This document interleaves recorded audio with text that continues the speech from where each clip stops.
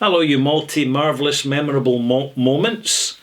And thank you to Colby Whale for providing the malt mention, yes, for Ralphie Review 945 Extras, in which, having reviewed a whisky, I go a little bit above and beyond and give additional useful malt moment information which is going to help you malt mates on your journey. You see, we've got to have a primary mission for what we do here, and my primary mission could be potentially to sit smiling sweetly with perfect lighting and tell you how fantastic every whisky is and how it's all a matter of taste, and that everything's great. But other people can do that messaging better than I can, because my primary mission is simply to share my experience to help you find your references of education and progress so that when you buy whisky, you're not disappointed. We live in an age now where people, because of access to information and in growing mistrust of orthodoxy and officialdom, we find people are now walking away from whisky because they don't like the pretentiousness about it. Despite the best efforts of the whisky industry, it's still seen primarily as a man's drink, a mature man's drink of a certain socio-economic group. In other words, people that have got more money, because and the industry don't help themselves with the prices they're asking. For example, with Talisker 18-year-old Diageo have recently overnight doubled the price. And people who used to be Talisker fans are double checking and saying, right, maybe it's time to be a fan of some other single malt brand which isn't doubling the price of some of its bottlings. It's a strange decision, I think, to be honest, in the focus of an impending global recession, which is going to last several years and is literally happening right now with the rapid inflation in energy prices and this period of uncertainty and increased unemployment. All the classic signs of a downturn, because everything to do with human affairs is cyclical. It's as simple as that. If you want to understand the economy, don't try to read the economy. What you need to try and read is human behaviour, which is very simple. Fear, greed, optimism, hope, and panic. These are some of the primary human responses, and you get lots of permutations of them. But in the meantime, you still have people who are looking beyond the programming which the industry tries to impose on the consumer, as they like to call all of us. And they like to dictate to us why what we're buying is so special that they should be charging more. And fair enough, to a certain degree they're right, because the costs of production are increasing and the costs of maturation are increasing, and the costs of producing a decent bottle of single malt whisky can only go up, and therefore they're going to affect the price.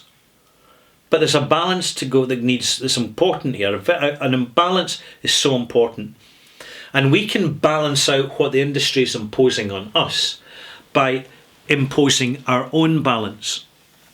And our imbalance is greatly assisted by the useful practical content online, and the fact that there are some anoraks and eccentric people, including Ralphie, yeah, he's pretty eccentric, who are basically going to go a little bit deeper into certain brands to explain them a little bit, so that you have more information to decide what you think they're worth and what you're prepared to pay.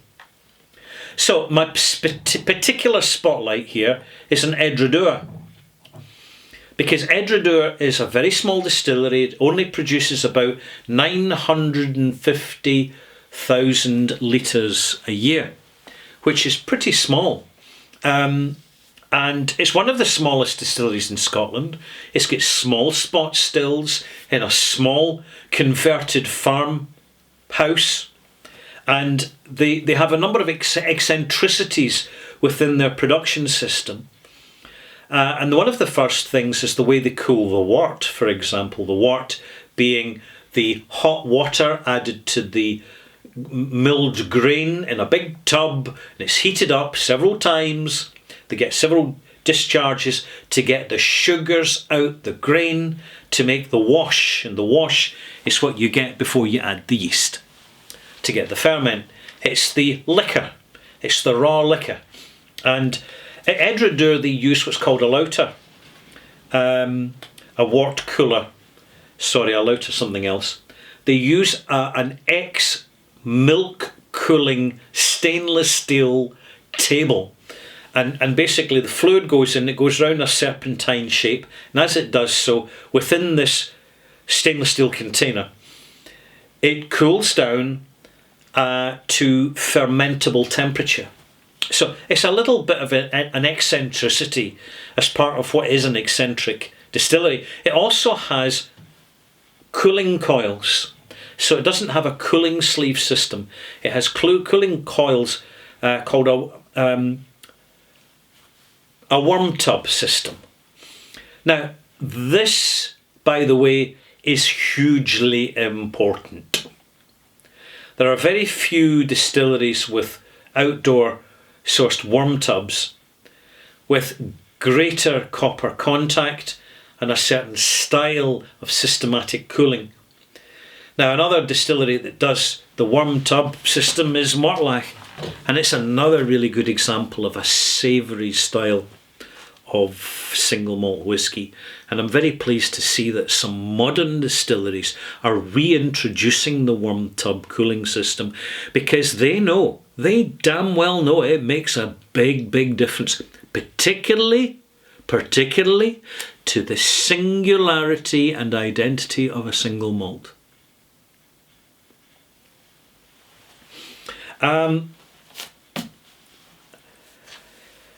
What else can I say about it? Well, it's about 18 casks of whisky produced a week at the last count, according to the information I've found online. Should I believe that information? Well, we never know what to believe, actually. Even official pronouncements from distilleries have to be taken with a pinch of salt now and again, but generally we'll go on that until we hear different. So here we have it. Edradour works well in sherry casks, owned by signatory proprietors, and therefore has access to sherry casks to a degree that other contemporary small distilleries do not, because they do not have the connections. They don't have the infrastructure. Signatory, you see, big warehouse, lots and lots of casks, some really old stock, some really old contracts. These matter, malt mates. When you have this peripheral background information, it lets you know how to experience what's in the bottle. It explains what's in the bottle and what you're getting. Now, I've got two bottles side by side, the 40% instant access bottle for consumers and malt mates in the making, and I've got the independent bottling, which is in fact an official bottling. It's officially independent because the owners of the independent bottler own the distillery. Therefore, they're sourcing their casks from the same stock, from the same warehouse, from the same rows and racks of casks. That is a huge advantage in terms of quality of what's being bottled. There's very little difference in price between these two bottlings. Very little difference. If you're getting into Edradour for the first time, buy the 12-year-old or buy the 15-year-old Fairy Flag if you can find it. The Caledonia bottle, the 12-year-old is still out there, and that is when Edradour's really coming of age. It's really finding its feet as a tamer, more orderly, safer single malt. As a 10-year-old, it's a wild child. That's why I like it. That's why I'm buying the bottle. It costs a little bit more, but I think it's worth the additional premium for the experience you're getting. Even chill filtered, the distillery signature seems to be remarkably intact. But there again, chill filtration is not a standard protocol. And I'm going to have to do another extras purely in chill filtration to give you a bigger picture on what that's all about. So when we taste the 10-year-old,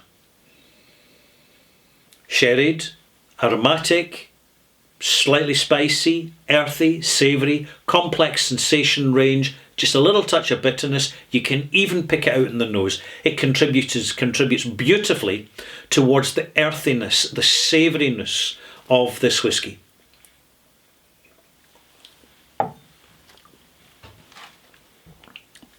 Feisty, bit raw, a little bit jaggy, a little bit, yeah, rough. That's one reason why I like this whisky. It's not smooth. It makes no effort whatsoever to be smooth. Bear in mind, to understand smooth, you must understand that some vodka makers chemically smooth the spirit. They actually add industrial chemicals into their spirit to make it taste smoother. Did you know that? Of course not.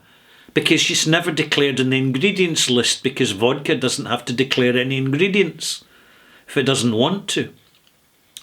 Funny that all foodstuffs need by law to declare their ingredients, but alcoholic beverages are totally exempt from this.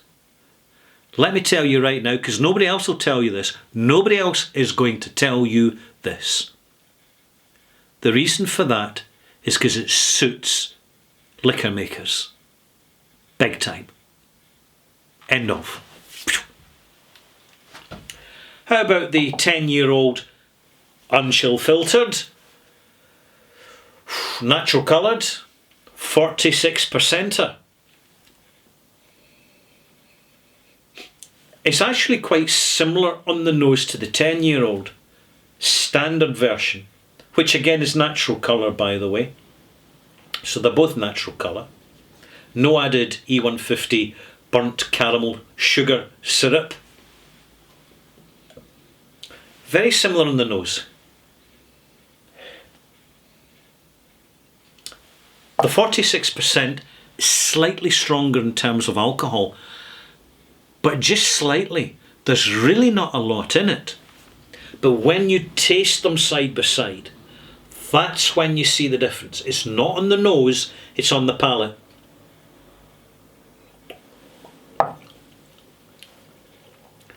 Raisin, slightly chocolatey, dark chocolate. Figs, prunes, dates, medjool dates, definitely date is in there. Earthy, savoury, crisp, tannic, savoury finish. Whilst the 46%er,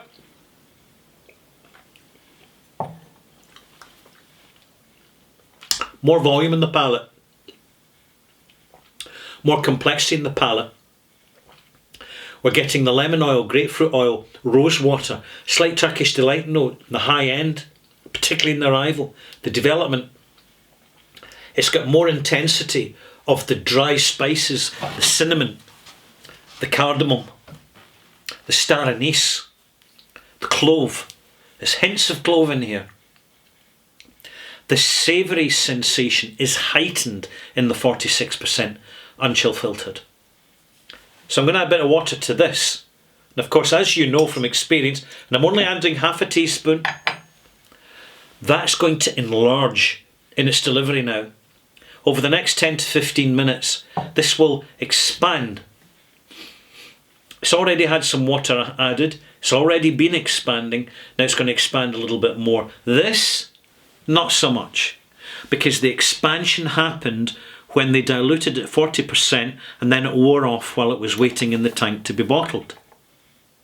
As happens with all single malt whisky. When you add water, a drop of water to 40%, you're getting less than you would if you added a drop of water to 46%. Absolutely, each and every time. If you just have the 40% without adding any water, you can have a flatlined experience. You will have an experience of smell and taste, particularly a taste, not so much a smell. And it'll be fine. It'll be quite comfortable. It will be smoothish because of the bottling strength. They can't bottle any lower. They can't bottle at 39, 38, 37, 36 or 35 because they'd literally at that point be losing too much flavour. But at 40%, there is less flavour in that bottle than there is in that bottle at 46% because physically the flavour is bonded to the concentration and the volume of alcohol within the bottle, which is 6% more in here than it is in here. Simples. 40%, 46%. How does this affect my marking? Because I really want to conclude this little extras by just illustrating my thinking when I give a malt mark. When I give a malt mark to this and this, despite the alcoholic strength, there's only one mark in it, one or two marks in it. Why is that? Why are not all 40% chill filtered whiskies automatically bouncing off 80, 81, 82? And the fact is that when I am marking a whisky, it is not marked on a rational scoring system of strict analytical protocols. I am not percentaging out the smell and the taste. My marks are emotive. They are driven partly by the practicalities of what's in the bottle in terms of alcoholic strength, quality of cask, and success of flavour, and intensity of sensations as well as flavour, and unique characteristics, and the singularity. These are a factor, but ultimately the malt mark is decided once I have smelt a whisky and tasted a whisky is how much did I enjoy it? Because once you've had one or two whiskies, the experience is no longer rational. It is sublimely, beautifully, wonderfully irrational. We shouldn't overanalyze the experience. It becomes from objective to subjective and inevitably is influenced by our experience, our sensory range, our likes and dislikes, our imagination. Yeah, that's a factor. Yes, it's a factor. Why not as a factor? We're buying the bottle for a specific reason. For the calibre of the experience of smell and taste and what it delivers to us, the customer. See, we may consume the whisky, but we're not consumers. Consumers consume the experience passively. Customers, malt mates, pals, we consume the experience proactively, slowly, methodically, deliberately, consciously, objectively, seriously, irrationally, emotionally. And that's the way it should be. That is exactly the way it should be every time. And it's how I give my marks. And every reviewer has their own marking system, appraisal system, because we need it. And you will find that some experts and influencers and reviewers out there who give very generalised marks and appraisals, or don't give any reviews at all. They just give you some very pleasant smell notes, tasting notes, and a little bit of history. And that's fine. It's just their way of doing it. And it's that diversity of approach which makes the whole thing that much more interesting for everybody. I'm Ralphie. I hope you've enjoyed this extras. If you have, you'll probably want to hear some more later. Of course you will. You malt mates. So why don't you subscribe to my channel, if you've enjoyed this and you haven't already subscribed, because I know a few of you haven't. Hey, it's a personal decision. But also have a think about joining me on my Patreon channel, where you can buy Ralphie a Dram each month and get additional content. Some controversial content, some edgier content, some altogether more deep dive content. It's the way it goes. Thank you now, malt mates. It's always a pleasure to have your company in the bothy. It's a special place. And I don't have a gas supply to the bothy. And I've been up and checked the roof. Preparing it for winter by squeezing in mastic sealant under the bits of the roof where it's come out and the weather can get in. See, it's a small building, therefore it's easy to maintain. It's easy to look after, and it's wonderful when there's a storm blowing outside, because with my nice trusty solid fuel stove in which I burn recyclable biofuel, I'm sitting safe and snug here. Perfect environment for a malt moment, and do you know what? I'm always pleased to share some of it with you too. Bless you lots. Have a wonderful evening. Have a wonderful day. We'll see you soon, malt mates. Bye-bye.